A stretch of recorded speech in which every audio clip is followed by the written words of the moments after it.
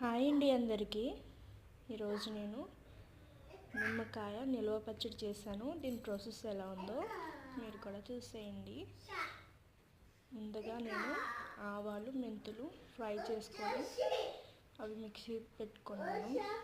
ఆ పొడి ఇందులో ఆ నిమ్మకాయలు నేను 4 పీసెస్ కింద కట్ చేసుకొని వారం రోజులు బట్టి ఊరబెట్టాను.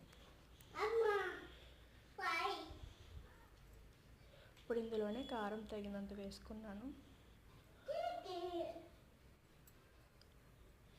ఇప్పుడు స్టవ్ మీద ప్యాన్ పెట్టుకొని పచ్చడికి సరిపడినంత ఆయిల్ వేసుకోవాలి. ఇప్పుడు పోపు పెట్టుకోవాలి. ఆవాలు, జీలకర్ర, ఎండుమిర్చి ఒక 10 కట్ చేసుకున్నాను నేను.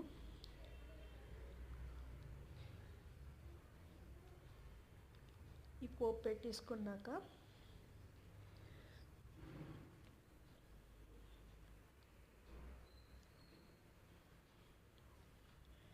ఇది బాగా చల్లారాక అప్పుడు పచ్చడిలో కలుపుకోవాలి. ఇది నెలల నుంచి ఎక్కువ నిలువ ఉంటుంది. మీరు కూడా ఒకసారి ట్రై చేసేయండి.